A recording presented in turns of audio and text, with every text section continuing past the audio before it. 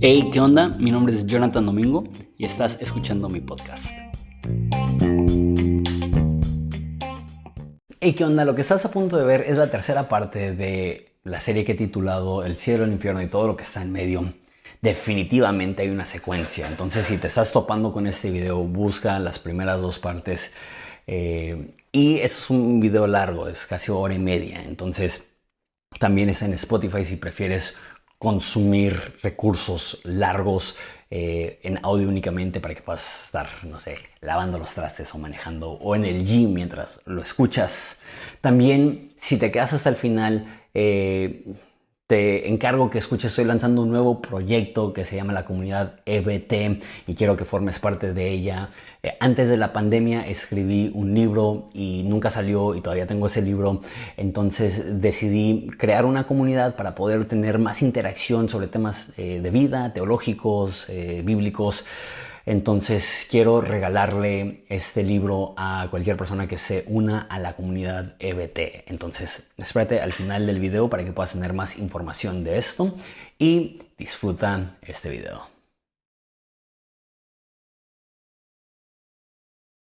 ¿Crees lo que dice la Biblia? No es fácil creer todo lo que viene en la Biblia. Un ejemplo sencillo. ¿Crees que una serpiente le habló a Eva? Ahora, tienes dos opciones. Alegorizarlo y decir en todo tipo de mitología, una serpiente representa un ser cizañoso, manipulador, traicionero. Entonces, la serpiente hablando con Eva representa la maldad del mundo, representa esta fuerza engañadora. Y la otra opción es verlo literal. Y eso no es fácil, pero puedes decir, sí, normalmente las serpientes no hablan, pero en esta ocasión la serpiente le habló a Eva. Ahora, eso es un ejemplo, pero hay algunas cosas que la Biblia enseña que no se pueden alegorizar, que o tienes que creerlo o tienes que no creerlo, o tienes que negarlo, o tienes que decir, eso no se puede. Y hay algo que es mucho más increíble en el sentido más literal de esa palabra que una serpiente hablando o alguien caminando sobre el agua. Quiero que te imagines que vives en Israel en el primer siglo y sabes que hay un predicador itinerante, un rabino que ha generado cierta fama y hay personas que creen que es el Mesías y se meten en problemas con la élite religiosa de Israel y se meten en problemas con los romanos y lo crucificaron ese fin de semana. El día anterior fue el día del reposo, entonces como buen judío no saliste de tu casa, pero hoy es domingo y te despiertas temprano para ir al mercado, vas caminando hacia el mercado, tienes tu cabeza llena de todas las cosas que vas a hacer esa semana y de repente te topas con una persona que está vestido con ropas rasgadas, se ve semi desnudo, su ropa está deshecha como dije y te detiene y se ve confundido y te pregunta, oye, disculpa, buenos días, ¿qué año es? Y la pregunta te deja confundido y ya son dos personas confundidas y le respondes, es el 20º año del reinado del emperador romano Tiberio. Y te ve como si le hubieras hablado en otro idioma. Y te dice, ¿qué es Roma? Te ríes pensando que es broma, pero te das cuenta que no está bromeando. Y te dice, creo que resucité. Y te dice, yo morí cuando Salomón era rey.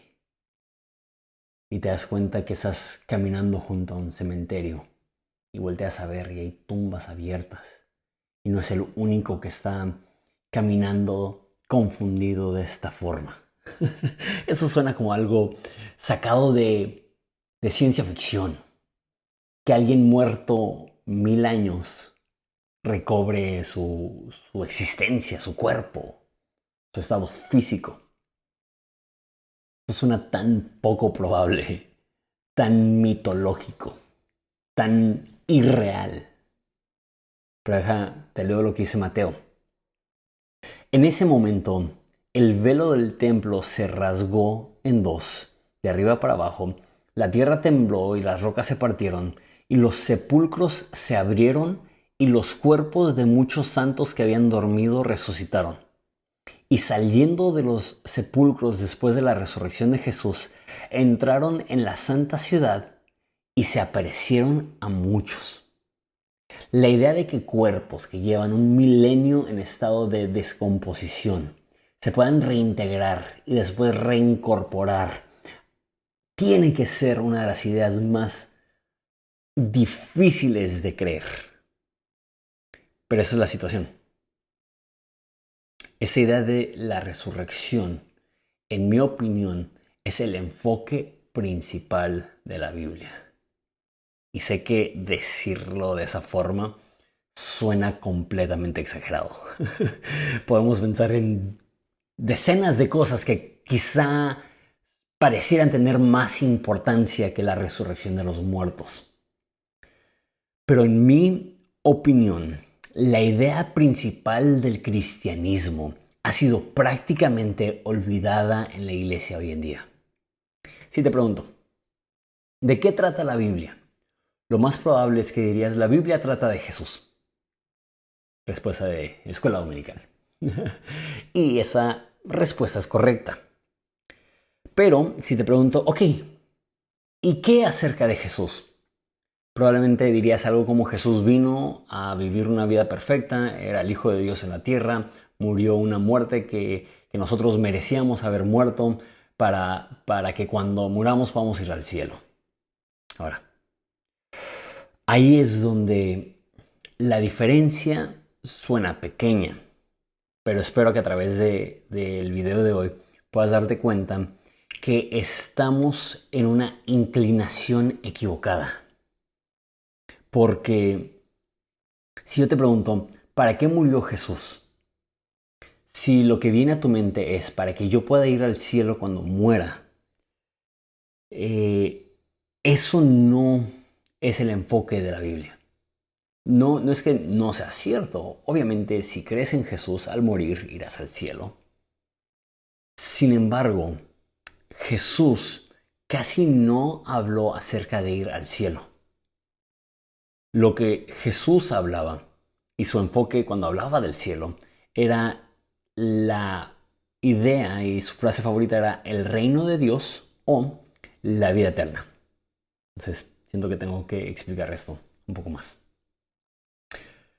La historia de la Biblia es el reino de Dios invadiendo este mundo.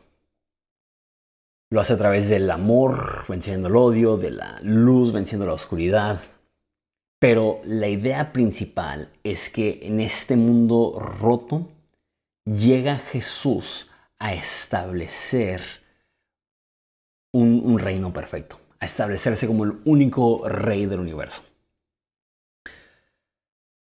Y nada más, no sé, siento al decir esto, sentí al escribir esto, que no suena eso como algo tan total, tan cataclísmico, tan universal, tan enorme. Sin embargo, lo que acabo de decir es el resumen de la Biblia y el resumen de la eternidad. El resumen del universo, del propósito, del cosmos mismo. Es que Dios está trayendo el reino de los cielos a este planeta. Cada ola en el mar es como un temporizador que está esperando a que el conocimiento de Dios cubra el mundo como las aguas cubren el mar. El Nuevo Testamento inicia con Juan el Bautista y el mensaje de Juan el Bautista es: prepárense porque el reino de los cielos se acerca.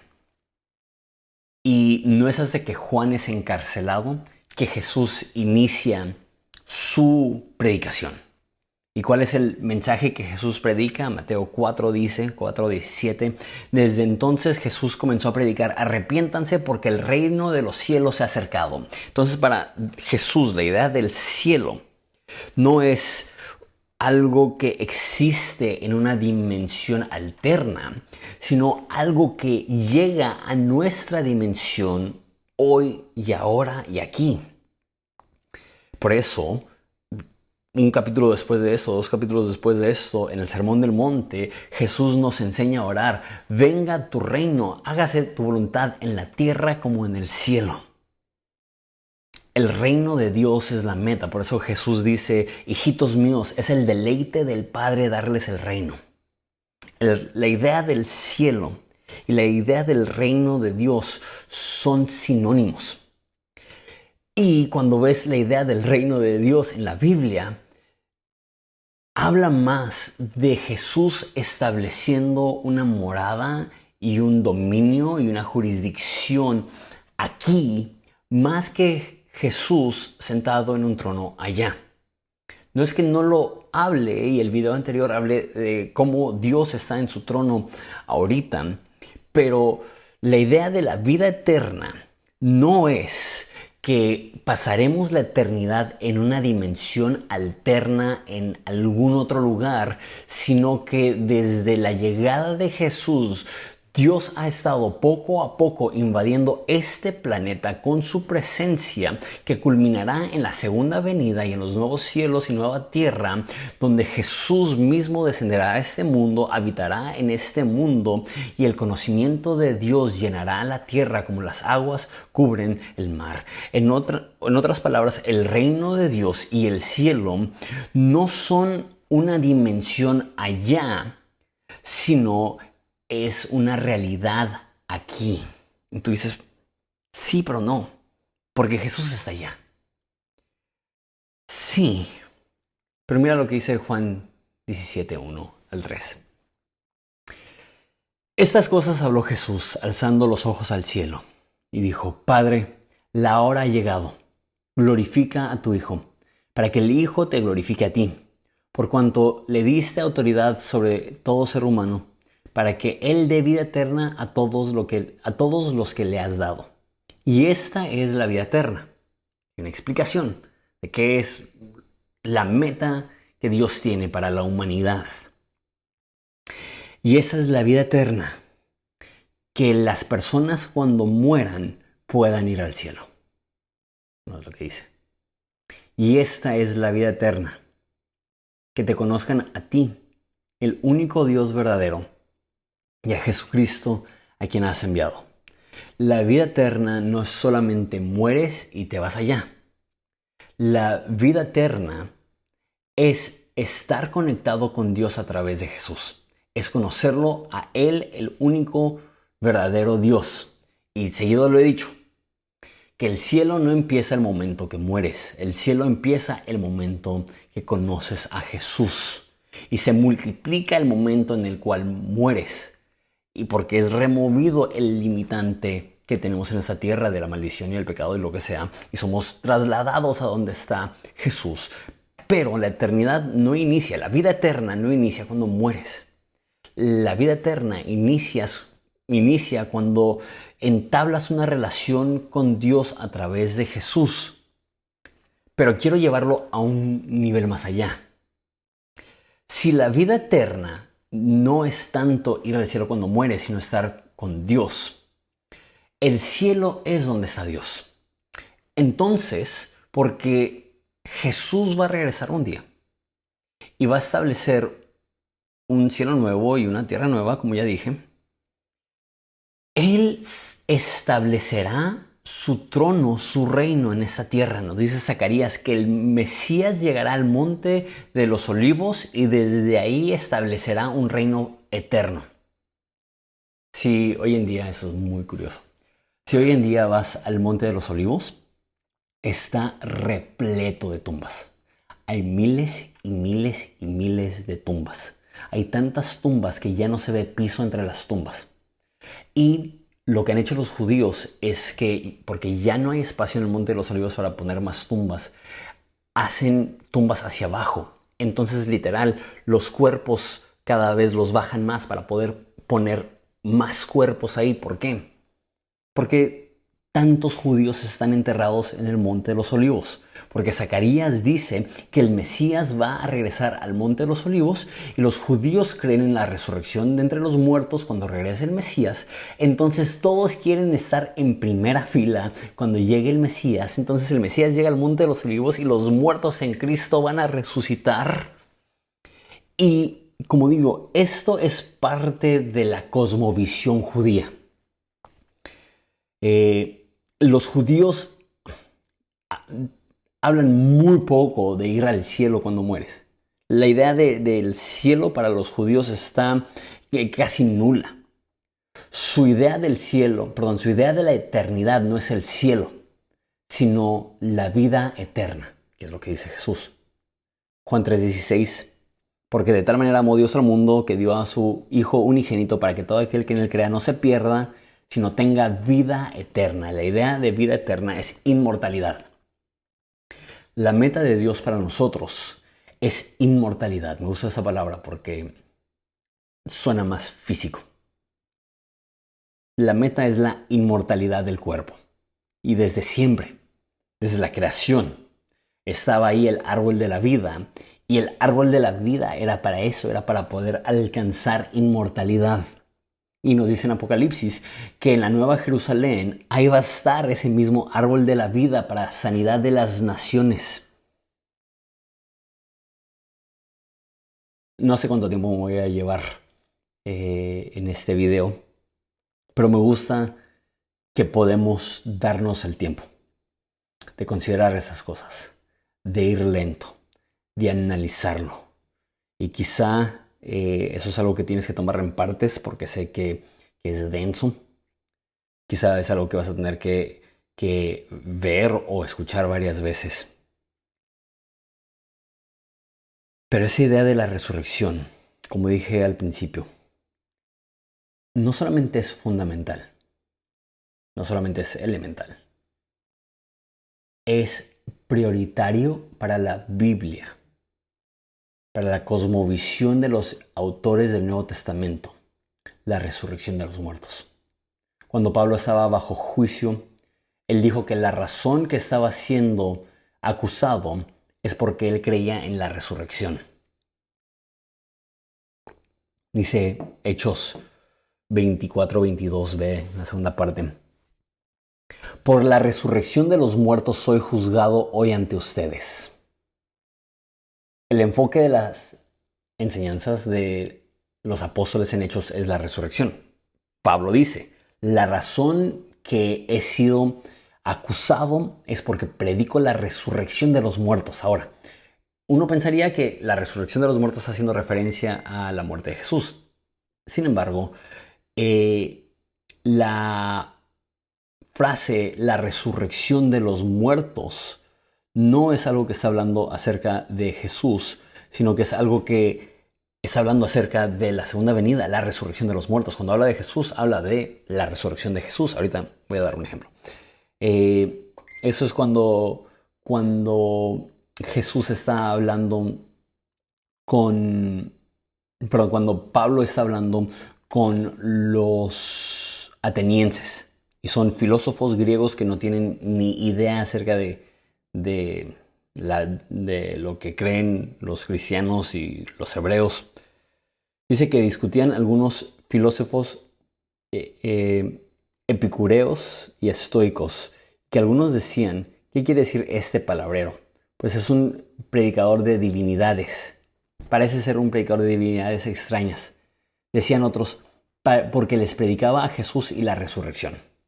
Entonces, ese es el resumen de lo que Pablo predica, Jesús y la resurrección. Entonces uno pensaría, ok, fácil, aquí Pablo está hablando de la resurrección de Jesús, pero Mismo capítulo, Hechos 17:31 dice, porque Él ha establecido un día en el cual Él juzgará al mundo en justicia por medio de un hombre a quien Él ha designado, habiendo presentado pruebas a todos los hombres cuando lo resucitó entre los muertos. Ok, uno pensaría, ok, aquí está siendo aún más claro. Está hablando de la resurrección de Jesús, siendo la evidencia principal de la divinidad de Jesús. Pero mira el próximo versículo. Cuando oyeron de la resurrección de los muertos, no de la resurrección de Jesús, sino de la resurrección de los muertos, algunos se burlaban, pero otros decían, le escucharemos en otra vez. Eso significa que cuando los autores de la Biblia hablan de la resurrección de Jesús, inmediatamente va ligado a esa idea de la resurrección de nosotros, de la resurrección de entre los muertos. Hay otro pasaje mucho más explícito, de hecho, todo 1 Corintios 15 es una cátedra, es como la tesis de Pablo en el tema de la resurrección. No lo vamos a ver todo porque es súper extenso, pero te recomiendo que si puedes ponerle pausa a este video, lo leas. Es largo, son como 58 versículos, pero para que veas la importancia de la resurrección para Pablo, que toma tanto tiempo para explicar eso. Pero bueno, eso es 1 Corintios 15:12. Dice, ahora bien, si se predica que Cristo ha resucitado de entre los muertos, ¿cómo dicen algunos de ustedes que no hay resurrección de muertos? Y si no hay resurrección de muertos, entonces ni siquiera Cristo ha resucitado. Entonces, ahí está. La resurrección de entre los muertos y la resurrección de Jesús son conceptos ligados. Y si Cristo no ha resucitado, vana es entonces nuestra predicación y vana también la fe de ustedes. Aún más, somos hallados testigos falsos de Dios porque hemos testificado contra Dios que Él resucitó a Cristo, a quien no resucitó, si en verdad los muertos no resucitan. Porque si los muertos no resucitan, entonces ni siquiera Cristo ha resucitado. Y si Cristo no ha resucitado, la fe de ustedes es falsa y todavía están en sus pecados. Entonces también los que han dormido en Cristo están perdidos. Si hemos esperado en Cristo para vida solamente, somos de todos los hombres los más dignos de lástima. Entonces, esto es un argumento medio circular que tiene. Si los muertos no resucitan, entonces Jesús no resucita. Y si Jesús no resucita, entonces los muertos no van a resucitar. Y dice esto, si no hay resurrección de entre los muertos, los que están dormidos en Cristo están perdidos. Escucha eso. Si no hubiera una resurrección física, literal, a cuerpos de carne y hueso, si lo único que tendríamos es morir e ir al cielo, sé que suena brutalmente exagerado eso, pero es Pablo, no soy yo. Pablo dice, eso no es suficiente. No es suficiente morir, ir al cielo y existir espiritualmente en presencia de Dios. Eso no es el fin de nuestra existencia, eso no es el fin del mensaje de la Biblia. El fin, la esperanza, es que si Jesús resucitó de los muertos, su resurrección no es un evento aislado, sino que es el inicio de lo que al fin sucederá a nuestros cuerpos en la resurrección. Nuestra esperanza no es solo morir e ir al cielo. Nuestra esperanza es que viene el día en el cual Dios restaurará a todo el mundo y viviremos y reinaremos con Jesús para siempre en cuerpos gloriosos. Lo dice claramente en el próximo versículo, eso es el versículo 20 de 1 Corintios 15. Ahora Cristo ha resucitado entre los muertos y es primicia de los que durmieron. Obviamente durmieron, está hablando de los que han muerto. Pero ya que la muerte entró por un hombre, también por un hombre vino la resurrección de los muertos. Porque así como en Adán todos mueren, también en Cristo todos serán vivificados. Pablo dice que Jesús es las primicias de los que durmieron. La idea de primicias ahí es como prototipo. Lo que Jesús está diciendo, y eso lo dice más al final de ese capítulo, que no lo vamos a leer, pero lo que dice es que el estado resucitado de Jesús es lo que nosotros seremos cuando nosotros resucitemos. Entonces, si ves en los evangelios cómo era Jesús, que él no era un fantasma, lo dice muchas veces, no es un espíritu, lo dice muchas veces, es carne y hueso, y tiene elementos bien diferentes, se desaparece en medio de todos, entra a un cuarto cuando están cerradas las puertas y las ventanas. Entonces, aunque es físico, tiene elementos extraordinarios, pero él hace hincapié: denme de comer, toquen mis heridas, tocan mis manos, tocan mi costado. Jesús enfatiza, reitera vez tras vez: soy cuerpo, soy yo. Él es el prototipo, y Juan dice en 1 de Juan que lo veremos como es porque seremos como Él es. Dice 1 de Juan 3:2. Amados, ahora somos hijos de Dios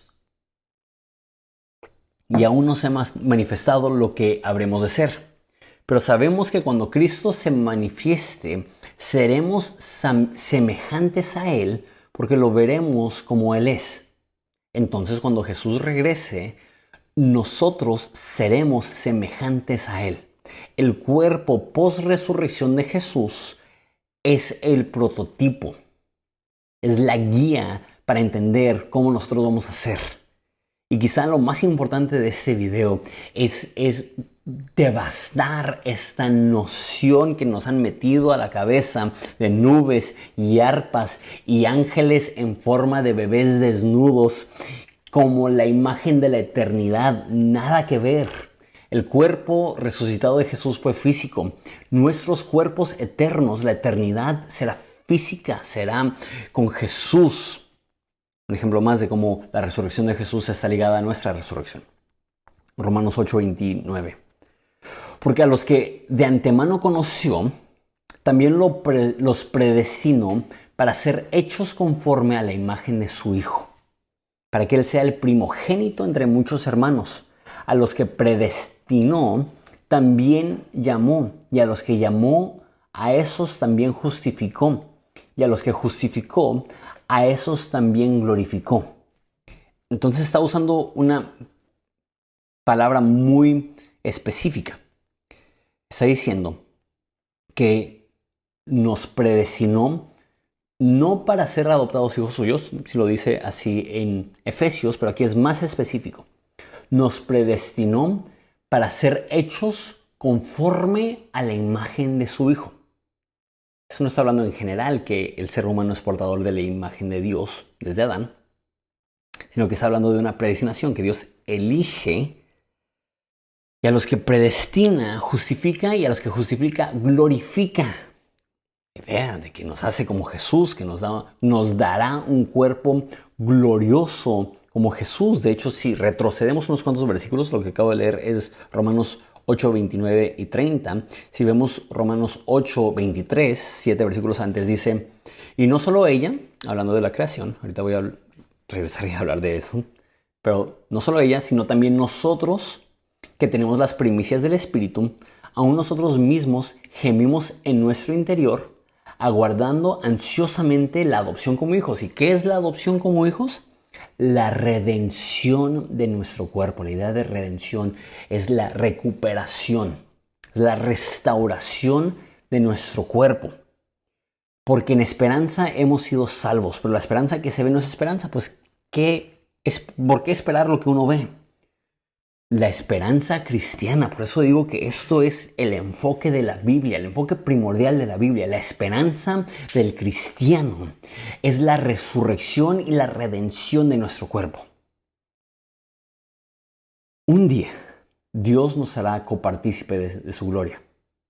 Los que antes conoció, predestinó para que fueran hechos conforme a la imagen de su Hijo, para que Él fuera el primogénito. Una vez más, esa idea de prototipo, el primogénito entre muchos hermanos. Porque al que predestinó también justificó, y al que justificó también glorificó. El fin es esta glorificación. Y una vez más, la gran mayoría de personas dicen: ok, glorificación, ir al cielo cuando mueres. Eso es un 1% de la idea. Y nos hemos enamorado de este 1% de la idea del cielo. Romantizamos el cielo porque obviamente es extraordinario. La Biblia habla del cielo y lo hablé el otro video y es hermoso. Pero es un 1% de la idea que Dios tenía para la restauración de la humanidad. Nota el peso de esto. Esta es nuestra esperanza a la cual hemos sido salvas. La gran omisión de iglesias del siglo XXI es que ni siquiera definen la esperanza del cristiano, o lo definen a medias. La esperanza del cristiano no es un carro nuevo. La esperanza del cristiano no es un mejor matrimonio. La esperanza del cristiano no es mejor salud. La esperanza del cristiano no es morir e ir al cielo cuando mueras. Todas esas cosas son buenas. La esperanza del cristiano, nuestra máxima esperanza, es que Jesús un día regresará a establecer perfección y justicia en este mundo y nosotros reinaremos con Él en cuerpos nuevos y gloriosos, en un estado perfecto, inmortal, perfectamente capaz de experimentar todos los placeres y los gozos en este mundo, pero ahora estando en carne y hueso de la mano de Jesús. En un mundo ya no manchado por maldición, sino libertado, liberado en la gloriosa libertad, dice la Biblia, de los hijos de Dios. ¿Estás sintiendo el peso de esto? Son cosas, lo dije en el primer video, que son tan difíciles de expresar porque son tan estratosféricas en su dimensión, en su tamaño, que el hablarlo, el luchar con esas ideas, siento que es como querer volar un papalote en un huracán. O sea, nuestras mentes son tan diminutas, son cacahuates ante Everest. Pero no por eso debemos de decir, no, pues mejor nos vamos con la simple esperanza de ir al cielo cuando muera. Más que eso. Estamos esperando ansiosamente, como hijos adoptados, la redención de nuestro cuerpo. Ok. Hablemos de la resurrección como idea judía. Porque esta idea no originó con Pablo. Eso es algo que ya creían la gran mayoría de los judíos. Juan 11:23 dice, tu hermano resucitará, le dijo Jesús. Marta le contestó, yo sé que resucitará en la resurrección en el día final. Aquí vemos la mentalidad de un judío promedio. La resurrección va a ocurrir en el día final. Simplemente era una realidad para ellos. Con la excepción de una secta que se llamaba los saduceos. Sin excepción, más que la de los saduceos, todos los judíos creían en la resurrección. ¿Por qué? Porque las escrituras hebreas están saturados con esa idea de la resurrección. Dice Job 19:25, yo sé que mi Redentor vive y al final se levantará sobre el polvo. Y después de deshecha mi piel, aún en mi carne veré a Dios, al cual yo mismo contemplaré, y a quien mis ojos verán y no los de otro. Desgloso esto. Dice, aún después de deshecha mi piel, en mi carne veré a Dios. ¿Qué es lo que está diciendo? Que voy a ser levantado entre los polvos, entre el polvo, y en mi carne veré a Dios con mis ojos y no los de otro. Está diciendo Job, voy a ser yo, en una versión parecida a mí, no un cuerpo distinto. Job escribió esto hace 4000 años. Job se escribió antes que Génesis. ¿Creen que los que estudian esas cosas creen que es posible que Job era familiar de Abraham? Así de antiguo es el libro de Job. Y desde ahí ya existía la idea de la resurrección entre los muertos. Isaías 29:19 dice, tus muertos vivirán y sus cadáveres se levantarán. Moradores del polvo, despierten y den gritos de júbilo, porque tu rocío es como el cielo del alba, y la tierra dará luz a los espíritus. Salmo 49:15 dice, pero Dios redimirá mi alma del poder de la tumba, del Seol, pues Él me recibirá, Selah. De hecho, los salmos mencionan un chorro esa idea de la resurrección, de ser liberados. Redimirá, aquí dice, del poder del Seol. La mención del Antiguo Testamento más explícita por mucho de la resurrección es Daniel 12:2. Dice, y muchos de los que duermen en el polvo de la tierra despertarán, unos para vida eterna y otros para ignominia y desprecio eterno. Eso es súper específico. Dicen los que están en el polvo de la tierra van a despertar para vida eterna. Una vez más, esta idea de inmortalidad. Y algunas personas dicen, ¿cómo va a pasar eso? ¿Y qué pasa con las personas que están en el mar? Pues Apocalipsis dice que el mar va a entregar a sus muertos. Y algunos dicen, ¿y qué va a pasar con los que en vida perdieron una pierna y fue amputada y están en algún bote de basura separado de su cuerpo?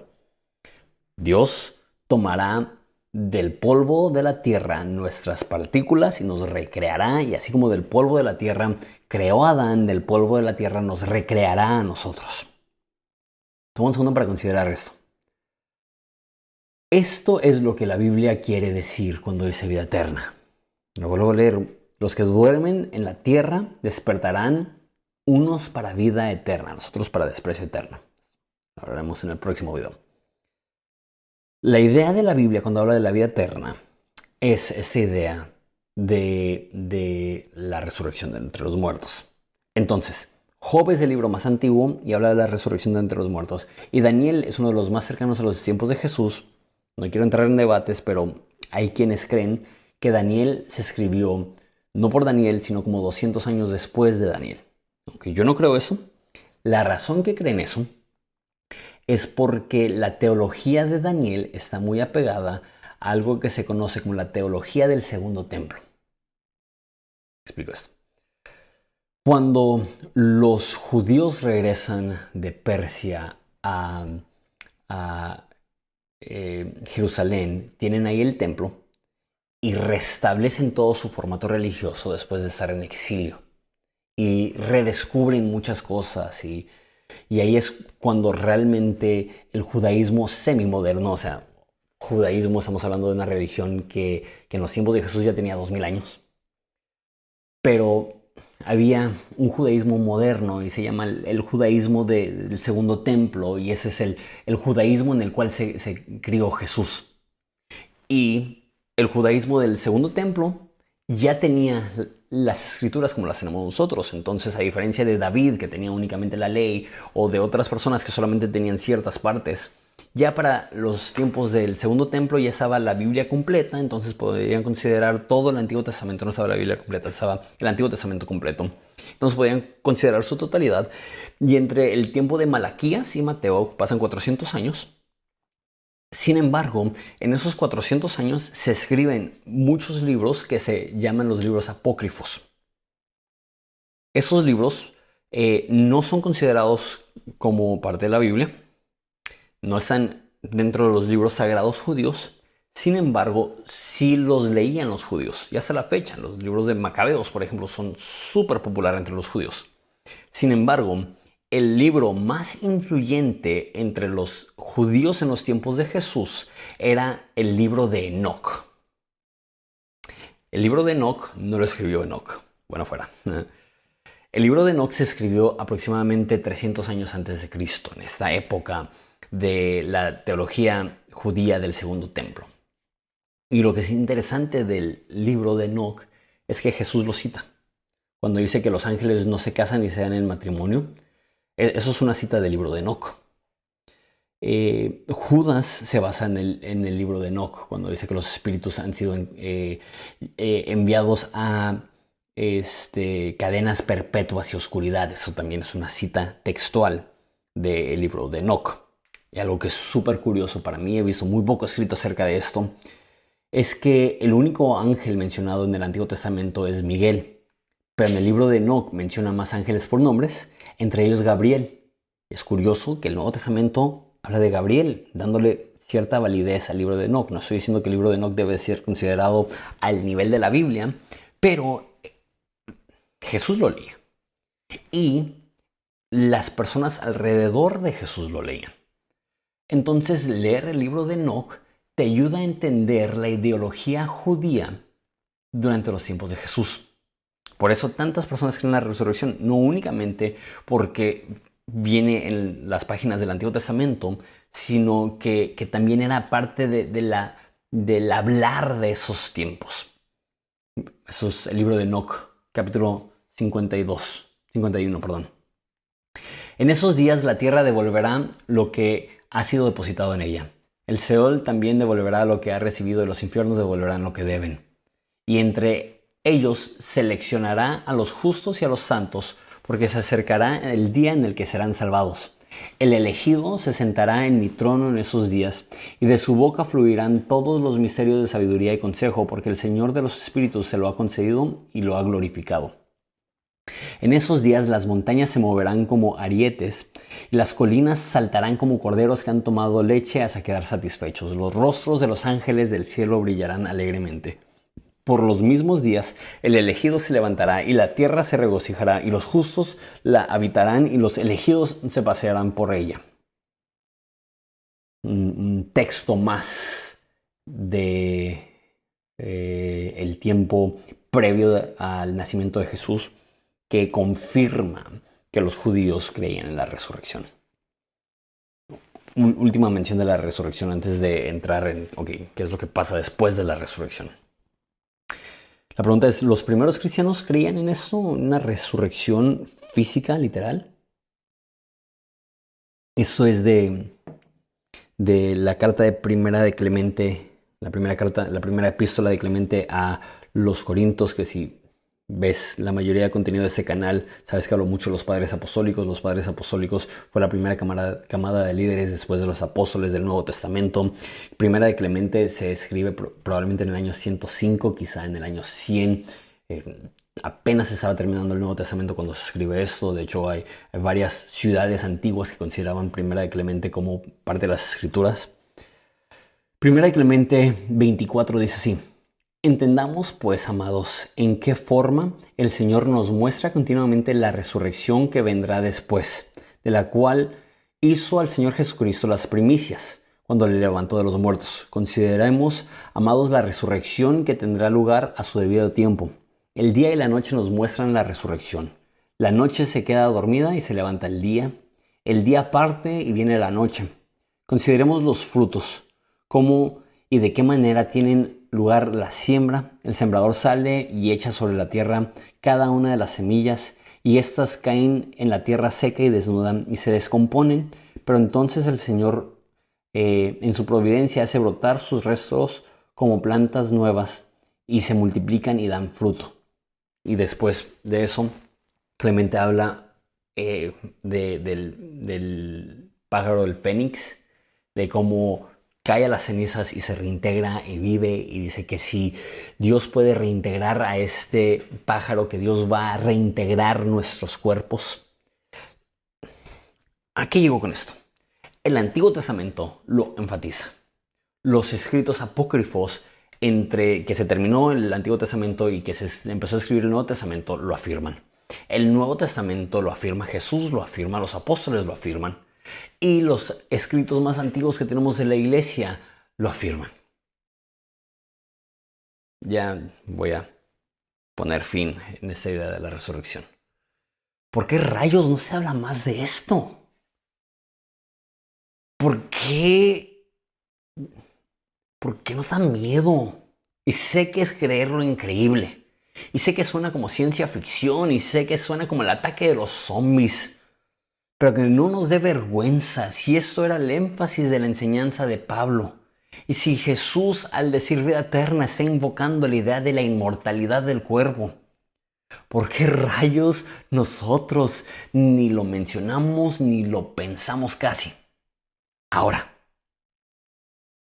algunas personas dirán, sí hablamos de la resurrección, pero la resurrección e ir al cielo es lo mismo. Quiero contestar esa pregunta. Si vamos a resucitar de entre los muertos, ¿resucitamos y después regresamos al cielo? ¿O estaremos en la tierra para siempre? Como dije, hay algunas personas que creen en la resurrección, pero creen que la resurrección es sinónimo con ir al cielo. ¿Alguna vez te ha pasado que escuchas que hay alguien que murió y alguien se acerca y dice, ¿sabes qué? En vida esa persona sufrió mucho. Tuvo enfermedad, tuvo dolor, tuvo problemas físicos, pero ya está gozando con Cristo en su nuevo cuerpo. ¿Has escuchado eso? Una persona que muere de cáncer. Ahora ya está en su nuevo cuerpo libre de cáncer. Eso se dice mucho en funerales, se usa mucho para consolar a alguien que está sufriendo. Sin embargo, no es la realidad. Ahorita los muertos no están corriendo con Jesús en su nuevo cuerpo. Su cuerpo está en la tumba esperando la resurrección y su espíritu está con Jesús. Sin embargo, ya hablamos de que la máxima esperanza no es que nuestro espíritu esté con Jesús, sino que un día Jesús va a regresar y darle vida una vez más a nuestros cuerpos y vamos a reintegrar eso. Ya le dimos 1000 vueltas. Pero ir al cielo y la resurrección no son sinónimos.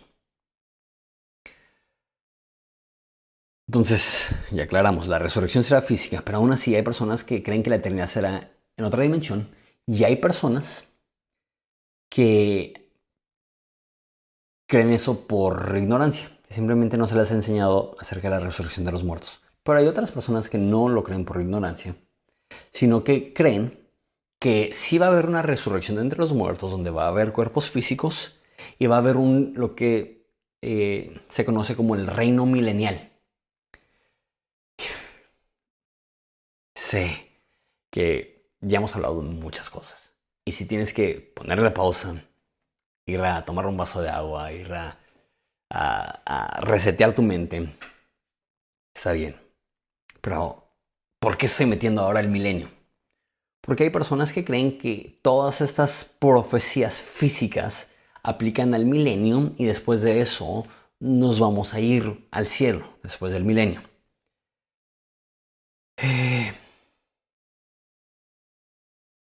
Entonces, yo creo que la Biblia enseña enfáticamente que pasaremos el resto de la eternidad en una tierra renovada.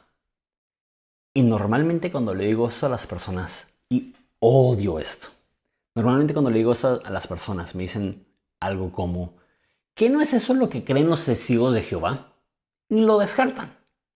Y lo denigran porque los testigos de Jehová, al parecer, ni siquiera me he metido bien a ver qué es lo que creen los testigos de Jehová. La verdad no me importa mucho. Pero, ¿qué importa si los testigos de Jehová creen eso? Lo que importa es qué enseña la Biblia, qué enseñaba Jesús, qué enseñaban los apóstoles. Y la Biblia, y ahorita lo vamos a ver, es enfática. La eternidad se pasará en este mundo y este mundo será transformado, así como nuestros cuerpos serán transformados de corrupción a incorruptibilidad. También el mundo será transformado de corrupción a incorruptibilidad. Mira Romanos 8:19. Ya hemos hablado de Romanos 8, pero es clave en esta idea. Romanos 8 dice, porque el anhelo profundo de la creación es guardar ansiosamente la revelación de los hijos de Dios. El anhelo de la creación es la revelación de los hijos de Dios. Porque la creación fue sometida a vanidad, no de su propia voluntad, sino por causa de aquel que la sometió, en la esperanza de que la creación misma será liberada de la esclavitud de corrupción a la libertad de la gloria de los hijos de Dios. Demasiado denso. Demasiado grueso. Demasiado profundo. Hay que desglosarlo. El anhelo profundo de la creación es la revelación de los hijos de Dios. ¿Qué? ¿Por qué no dice el anhelo profundo de la creación es la segunda venida? Sí, pero la segunda venida y la resurrección de nosotros es lo mismo. Pero quiero hacer hincapié, Pablo, en nuestra inmortalidad. Y está haciendo una correlación, está haciendo una comparación. Así como nuestros cuerpos anhelan la resurrección y la restauración y la sanidad de nuestro cuerpo para siempre.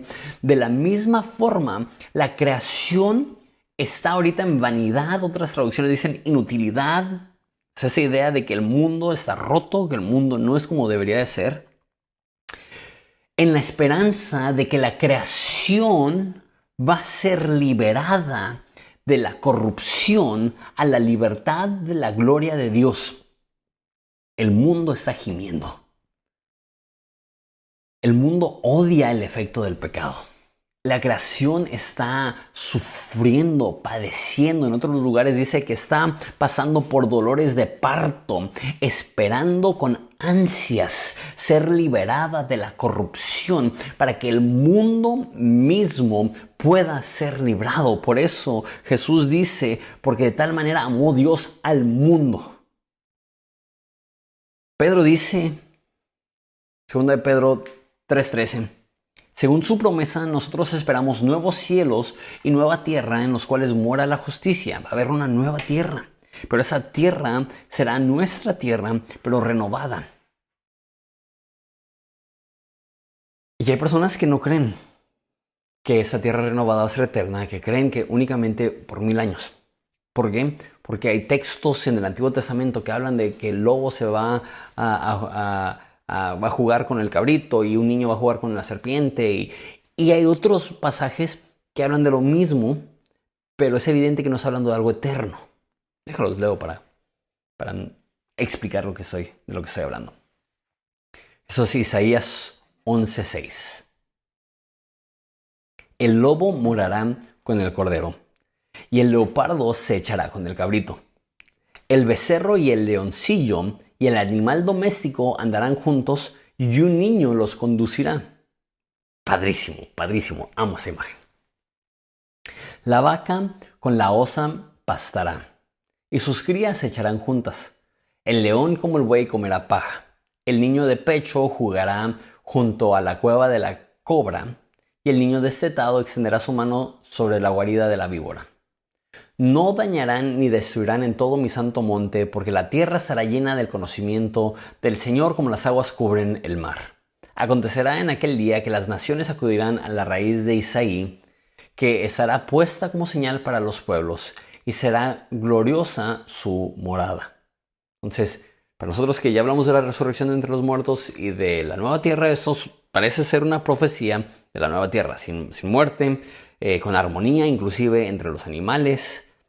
Pero hay versículos que son parecidos. Esos, Isaías también, mismo autor de lo que acabamos de leer, Isaías 65:17 dice: por tanto, yo creo cielos nuevos y tierra nueva, y no serán recordadas las primeras cosas ni vendrán a la memoria, pero gócense y regocíjense para siempre en lo que yo voy a crear, pues voy a crear a Jerusalén para regocijo y su pueblo para júbilo. Me regocijaré por Jerusalén y me gozaré por mi pueblo. No se oirá más en ella la voz de lloro ni de clamor. Entonces aquí parece que está hablando una vez más de la resurrección de entre los muertos, de la nueva tierra. Pero mira lo que dice: no habrá más ahí niño que viva pocos días, ni anciano que no complete sus días, porque el joven morirá a los 100 años, y el que no alcance los 100 años será considerado maldito. Entonces, ¿cómo? ¿Hay muerte en la nueva tierra? Y la única forma de poder explicar que alguien muera en esta utopía que está describiendo Isaías es que previo a esta etapa de inmortalidad va a haber algo que en Apocalipsis se describe como el milenio.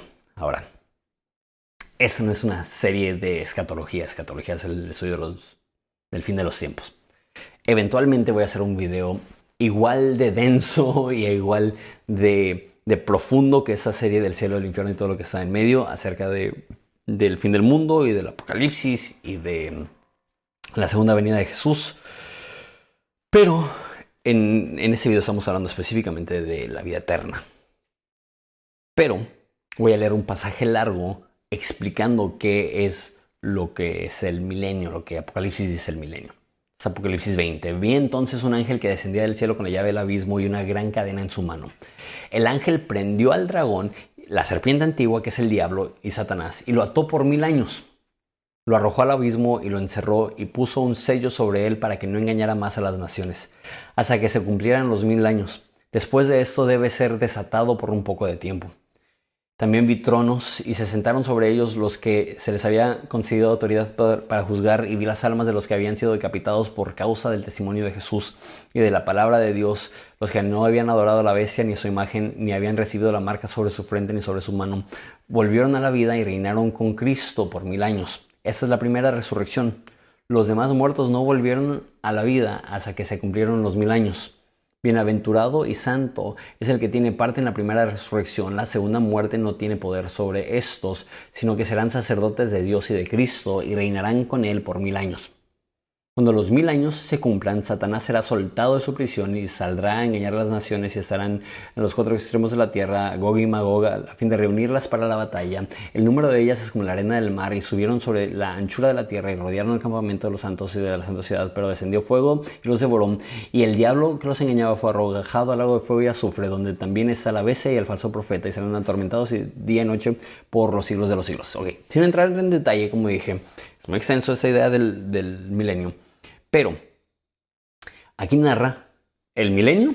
Después del milenio es desatado Satanás, engaña a las naciones, hay una última guerra donde son destruidos por fuego, e inmediatamente después, Apocalipsis 21 dice esto: entonces vi un cielo nuevo y una tierra nueva, porque el primer cielo y la primera tierra pasaron y el mar ya no existe. Entonces, después del milenio es la nueva tierra. Y es cuando describe cómo va a ser.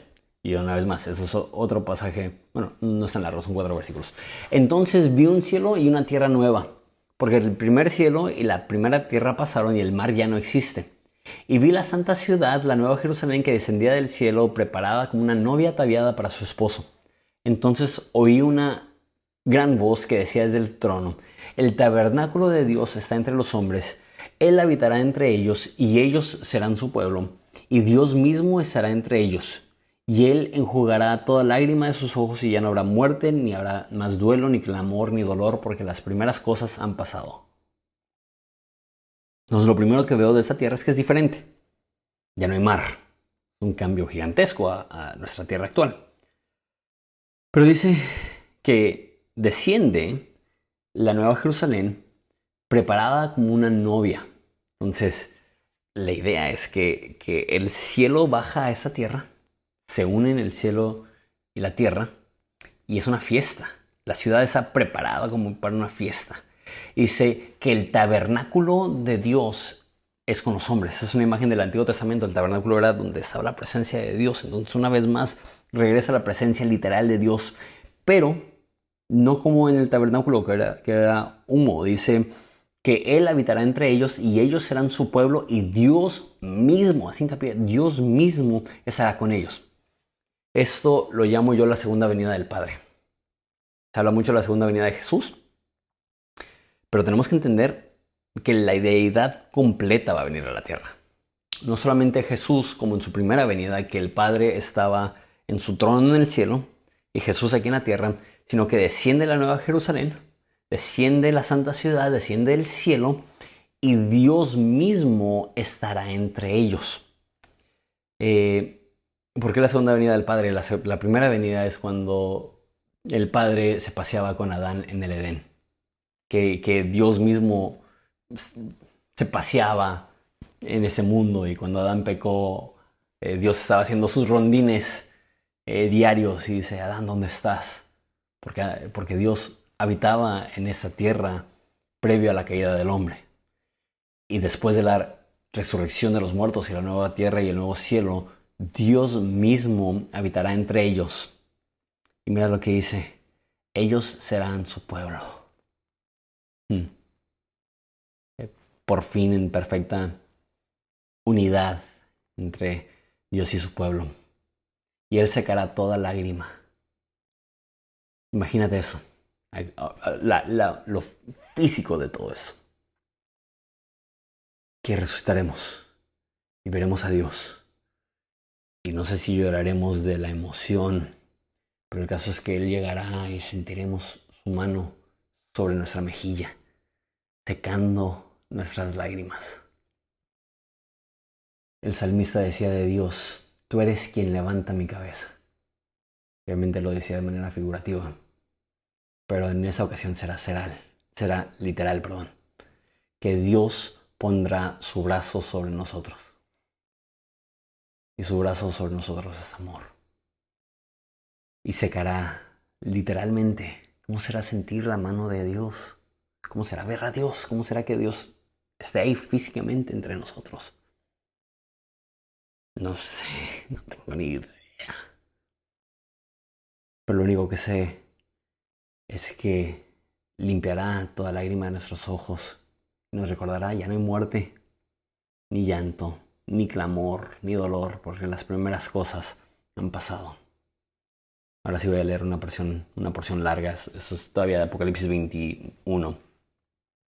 Vino uno de los 7 ángeles que tenía las 7 copas, llena de las últimas 7 plagas, y habló conmigo y dijo: ven, te mostraré a la novia de la esposa del Cordero.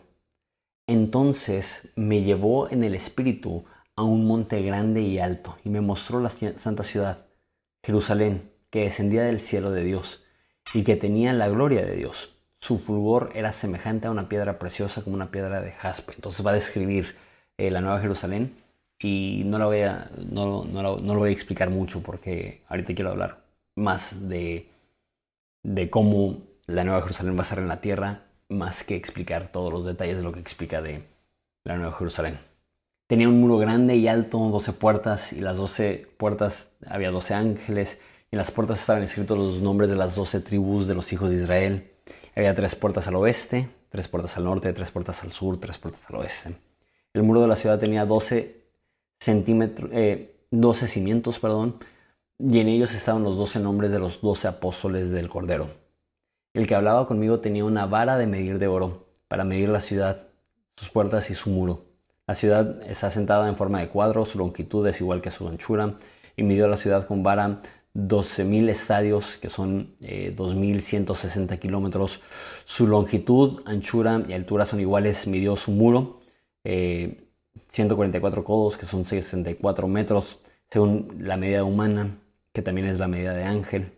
El material del muro es de jaspe. La ciudad es de oro puro, semejante al cristal puro. Los cimientos del muro de la ciudad estaban adornados con toda clase de piedras preciosas. El primer cimiento jaspe, el segundo zafiro, el tercero ágata, el cuarto esmeralda, el quinto sardónice, el sexto sardio, el séptimo crisólito, el octavo berilo, el noveno topacio, el 10º crisopraso, el 11º jacinto, el 12º amatista. Las 12 puertas eran 12 perlas, cada una de las puertas era una perla sola. La calle de la ciudad era de oro puro, como cristal transparente. O sea, qué locura está describiendo. No viene ella templo alguno, porque su templo es el Señor, el Dios Todopoderoso, y el Cordero. La ciudad no tiene necesidad de sol ni de luna que la iluminen, porque la gloria de Dios la ilumina, y el Cordero es su lumbrera. Las naciones andarán a su luz, y los reyes de la tierra traerán a ella su gloria. Eso es lo que voy a explicar.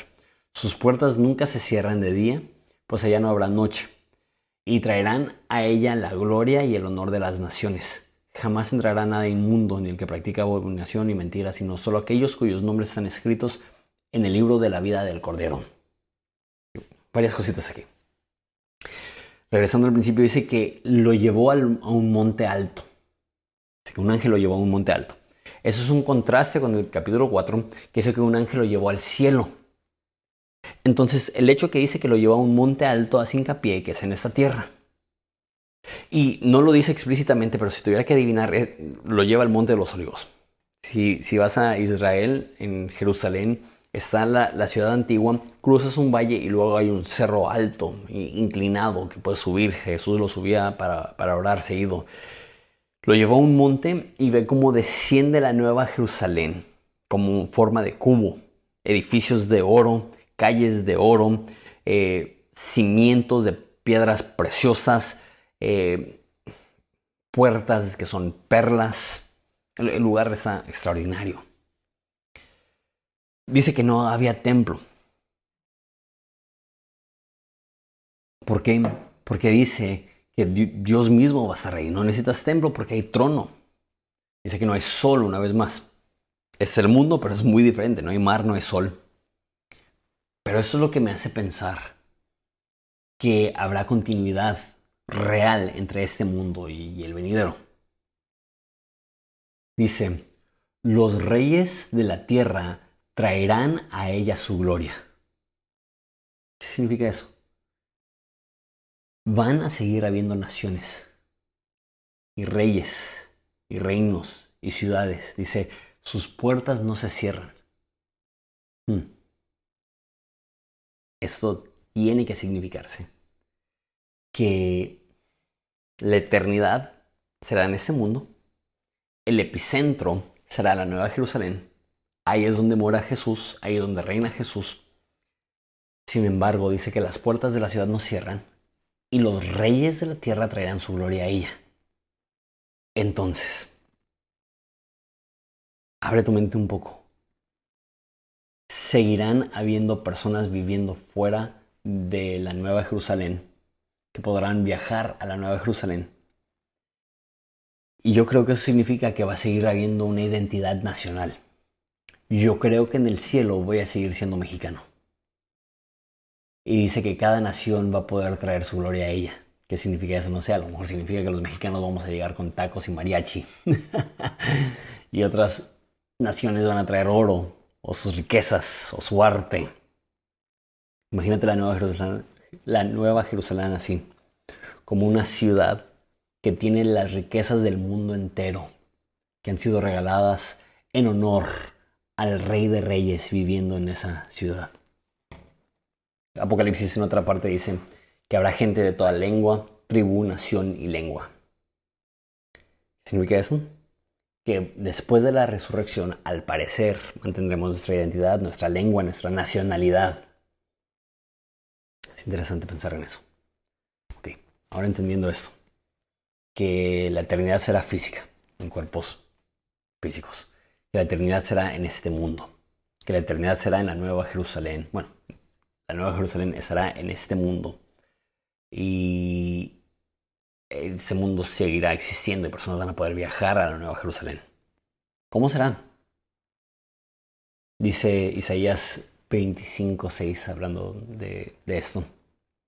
El Señor de los ejércitos preparará en ese monte para todos los pueblos un banquete de manjares suculentos, un banquete de vino añejo, pedazos escogidos con tuétano y vino añejo refinado. Es la NBLA que he estado usando para toda esta serie. Pero me gusta como lo dice la PDT, la palabra de Dios para todos. En este monte el Señor Todopoderoso hará una fiesta para todas las naciones. Habrá las mejores comidas y los mejores vinos, carne tierna y vinos seleccionados. Hay personas que dicen que porque en el cielo dicen, pero en la resurrección entre los muertos no va a haber muerte, entonces no puede haber carne. Dicen que no va a haber descomposición, entonces no puede haber fermentación, entonces no puede haber vino. Pero aquí dice que habrán las mejores comidas, los mejores vinos, carne tierna y vinos seleccionados. Esto no puede ser carne de soya y jugo de uva. Esto es un banquete. Y la idea principal es esto.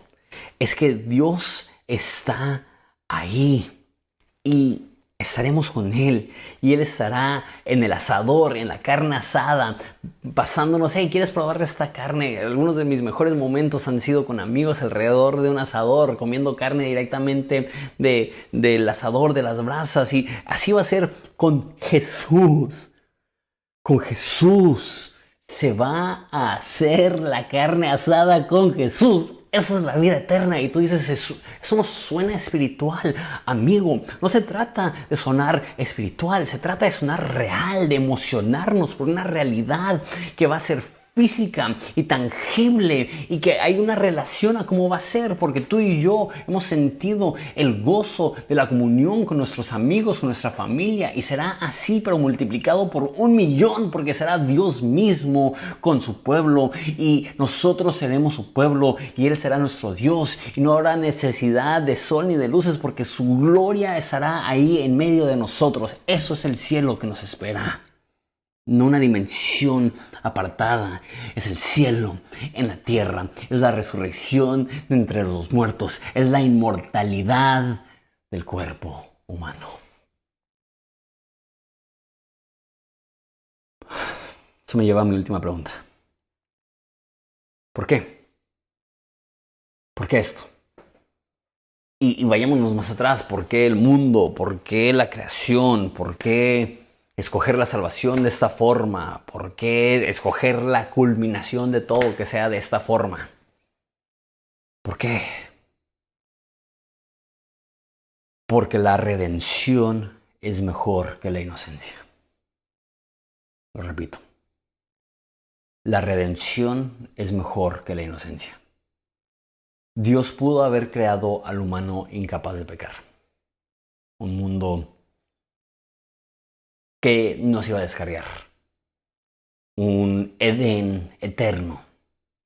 Pero no lo hizo así. ¿Por qué? ¿Por qué creó al mundo sabiendo que iba a haber tanto dolor y tanta tragedia y tanta necesidad y todo lo que estamos viviendo ahorita? ¿Por qué crear el mundo sabiendo que van a haber injusticias y guerra y hambrunas? Porque Dios es un artista. Dios permite la tensión. Porque está escribiendo un drama. Porque está escribiendo una historia que vale la pena contar. Porque todo apunta a una culminación. Y Dios permite el dolor sin ser ajeno al dolor. Porque quien más ha sido lastimado por la fractura de la creación es él mismo, es su corazón roto al ver la condición del cosmos que él ama, siendo azotado por el pecado día tras día. Pero Dios ama al mundo. Por eso dice, porque de tal manera amó Dios al mundo. Interesante. Dice, porque de tal manera Dios te amó a ti, aunque Dios te ama. Qué bueno que estás viendo este video. Dice, Dios ama al hombre, aunque sí, Dios ama al hombre. Dios ama a la humanidad, es evidente. Pero Dios ama al mundo. Dios ama al cosmos. Su plan de redención no solamente es para ti y para mí, su plan de redención es para cada partícula del universo. Que su gloria cubra la tierra como el agua cubre el mar. Cada partícula del mundo es amada por Dios. Cada partícula, cada grano de arena, cada flor, cada animal. Jesús lo dice, si Él viste las flores del campo, si Él alimenta las aves de los cielos. Dios ama a cada ser. El mundo completo es amado por Dios. Dios murió por el mundo completo para redimir al mundo completo. ¿Por qué crear? ¿Por qué permitir ese dolor? ¿Por qué permitir ese dolor para Él? Apocalipsis 19:11 dice, vi el cielo abierto y apareció un caballo. El que lo montaba se llama Fiel y Verdadero. En el Apocalipsis, cuando aparece Jesús, le llama Fiel y Verdadero. Cuando fui misionero en Inglaterra de 19 años, un chorro de tiempo, el pastor de la iglesia donde estaba sirviendo me dijo, quiero que hagas un proyecto, y no lo hice para predicarlo, no lo hice para nada. Me dijo, quiero que hagas esto como parte de tu desarrollo personal, espiritual, y me sirvió un chorro. Me dijo, estudia todos los libros de la Biblia. Imagínate la magnitud del proyecto. Dijo, estudia todos los libros de la Biblia y contesta esta pregunta. ¿De qué forma el mundo le ha sido infiel a Dios? O específicamente, el pueblo de Dios le ha sido infiel a Dios. ¿Y de qué manera Dios ha permanecido fiel? Y me di cuenta que desde el principio Dios ha sido fiel y amado a su creación. Se desvive por nosotros con un amor perfecto e incondicional. Pero vez tras vez tras vez, su pueblo y nosotros encontramos la forma de darle la espalda. Él nos dio un mundo perfecto, un jardín, el Edén, y nosotros pecamos. Nos dio pan en el desierto y nos quejamos y lo despreciamos. Nos dio una tierra que fluye leche y miel y preferimos los dioses de esa tierra. Nos rescató de 1000 pueblos y cada vez que nos sentíamos seguros regresábamos a hacer cada quien lo que era bueno en nuestros propios ojos. Él era nuestro rey y le exigimos un rey humano. Nos hizo una nación próspera y decidimos buscar la ayuda de otras naciones en vez de buscar la ayuda de Él. Dios siempre ha sido fiel y su pueblo vez tras vez, tras vez, tras vez, tras vez, le ha sido infiel a Él. Pero todas las formas en las cuales el pueblo de Israel le fue infiel en el Antiguo Testamento son mínimas, aunque son gigantes, aunque lo compara con prostitución y aunque lo compara con adulterio espiritual y aunque lo describe de la forma más desgarradora y aterradora, hay algo aún peor. Y eso es que vino Jesús y sanó a nuestros enfermos y levantó a nuestros cojos y resucitó a nuestros muertos. Y nosotros le gritamos, crucifícale. A los suyos vino y los suyos no le recibieron. Él vino en amor por ti y por mí, y nosotros lo tuvimos como un maldito por Dios. Y le escupimos. Y le pusimos un manto sobre su cabeza y le golpeamos y le dijimos, profetiza quién te golpeó. Y lo exhibimos públicamente y lo ejecutamos entre 2 ladrones. ¿Y qué dijo Jesús? Al infierno con todos ustedes.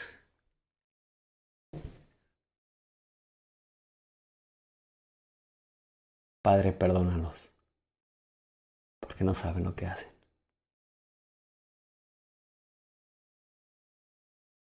Infidelidad tras infidelidad tras infidelidad. Y Él sigue siendo fiel.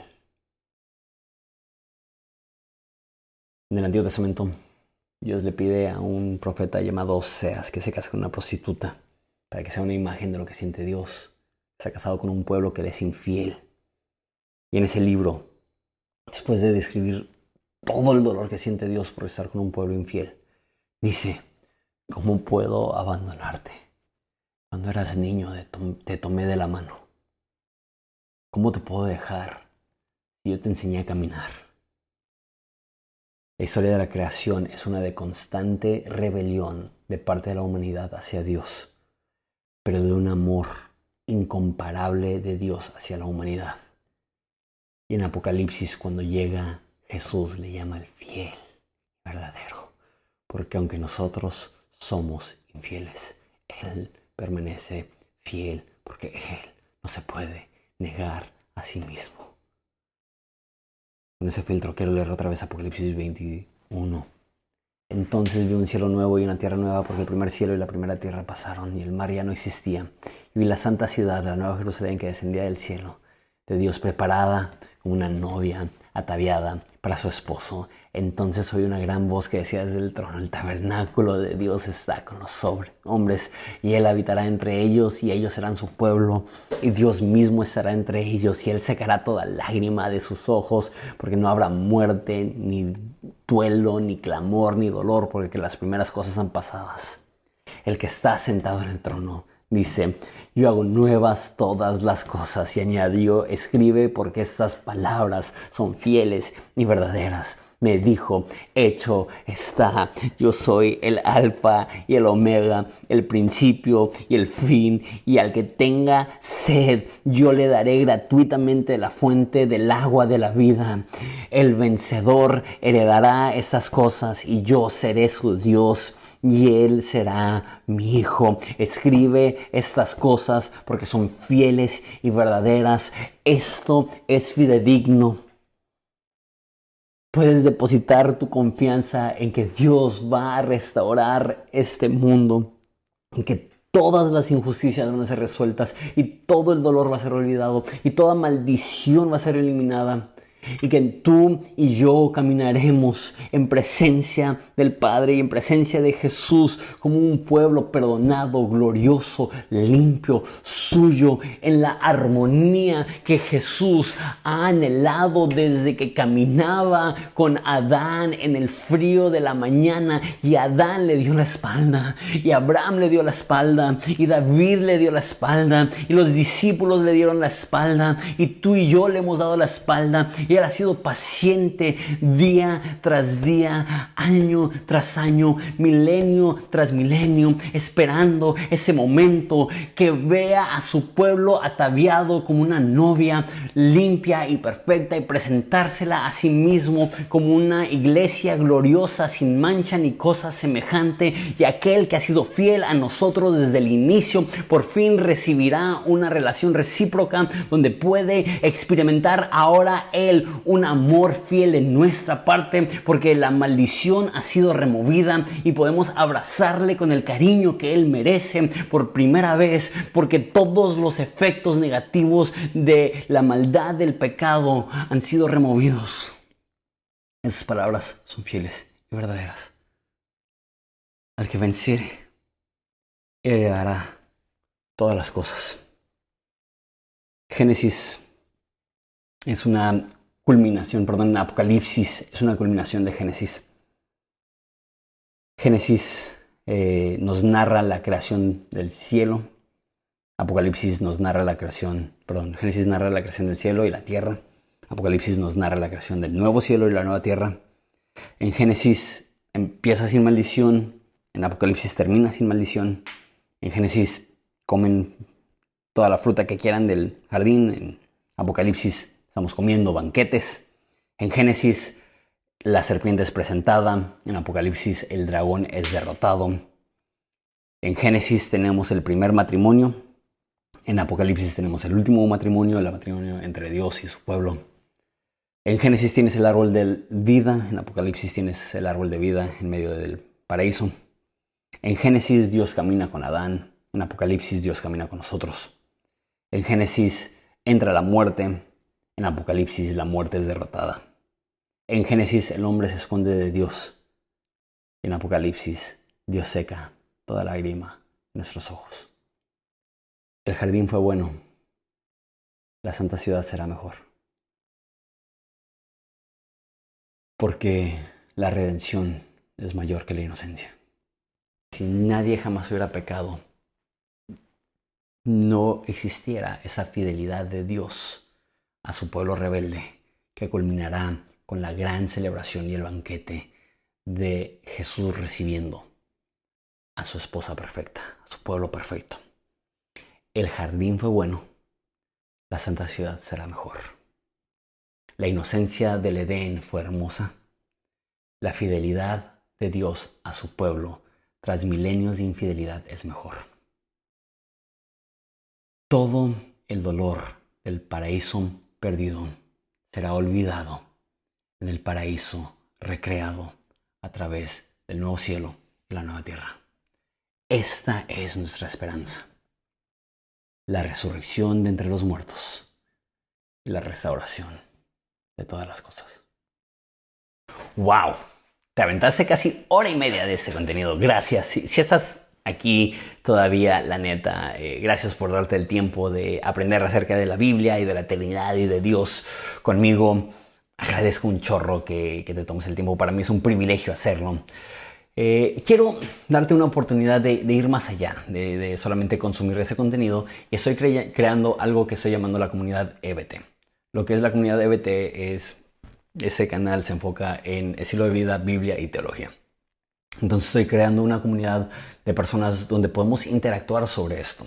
Va a ser una comunidad basada en Patreon, y hay diferentes categorías donde tú puedes unirte a esa comunidad a través de $1 al mes, y con la entrada de $1 al mes tienes acceso a la comunidad EBT en el grupo de Facebook y a un libro que se llama Cristianismo Orgánico, que escribí hace 3 años, justo antes de la pandemia, y nunca lo saqué por la pandemia. Entonces se lo tenía ahí y estaba pensando qué hago con esto. Entonces lo que quiero hacer es dártelo si te unes a la comunidad EBT. Cuesta $1 lo que te cuesta una Coca-Cola. Y hay más niveles. Ya después de eso hay un nivel de $5 donde va a haber un grupo de WhatsApp mucho más íntimo, más chico, y en ese grupo de WhatsApp vamos a estar interactuando, y también van a haber sesiones de preguntas y respuestas del cual voy a poder grabar contenido. Y también en esa etapa de $5 vas a poder tener acceso temprano a todos los videos. Entonces en algunos videos hasta una semana antes de que salgan ya vas a poder consumirlos y verlos. Después de eso va a ser el acceso avanzado de la comunidad EBT, y ahí vas a poder tener un libro físico. Estoy terminando el libro de los Padres Apostólicos, entonces te lo voy a enviar a tu casa si vives en México o en Estados Unidos. Y aparte de eso estoy creando una masterclass de Romanos, entonces vas a tener acceso, y eso no está disponible en ningún otro lugar. Únicamente los miembros de la comunidad EBT avanzada van a tener acceso a la masterclass de Romanos. Y después está el nivel Pro. En el nivel Pro vas a tener acceso temprano a los manuscritos de los libros que estoy escribiendo. Entonces ahorita estoy escribiendo un libro que se llama El Hermano de Dios, que es una novela, es una ficción histórica acerca de la familia de Jesús. Eso lo estoy terminando en estos meses, y vas a tener acceso probablemente 3 o 4 meses antes de que salga el libro. Te voy a dejar que leas el libro y vas a poder quizá hasta poder incluir algunas recomendaciones para el libro. Y también en esa categoría voy a permitir que me digas de qué quieres que hable, y voy a poder hacer un video con dedicación en mi canal a un tema del cual tú quieres que hable. Y por último también estoy abriendo una opción de coaching en línea. Entonces, ya sea para tu negocio, para tu ministerio, si eres un predicador y quieres que te mentoree, eso va a incluir una videollamada de 1 hora mensual, donde me puedes explicar todas sus operaciones y puedo ofrecerte mentoría y asesoría. También, si eres predicador, voy a ver tus predicaciones, voy a enseñarte y ayudarte en tu preparación, en tu entrega, en tu estilo, en tu comunicación. Eso no es solamente para predicadores, eso es para cualquier persona que quiere un tipo de mentoría. También va a estar disponible eso. La verdad es que tengo varios proyectos. Tengo mi cafetería. Aunado a la cafetería tengo waffles, tengo ventas de café a domicilio, tengo cold brew que quiero empezar a vender en centros comerciales, tengo lentes fan, tengo mi negocio de casas vacacionales. Pero si te soy honesto, a todos mis negocios les invierto menos de lo que estoy invirtiendo ahorita en este canal y creando ese contenido y en este podcast. Entonces, quiero crear una comunidad. Es algo que hace falta. Hay tan poquitas personas que están enfocados en estas cosas. Entonces, el poder vincular y crear un grupo donde entre ustedes pueden estar interactuando y crear un grupo de WhatsApp para poder estar en contacto más directo contigo, creo que va a ser un recurso súper valioso. Entonces, te invito a que te unas a la comunidad EBT. Muchas gracias por tu tiempo.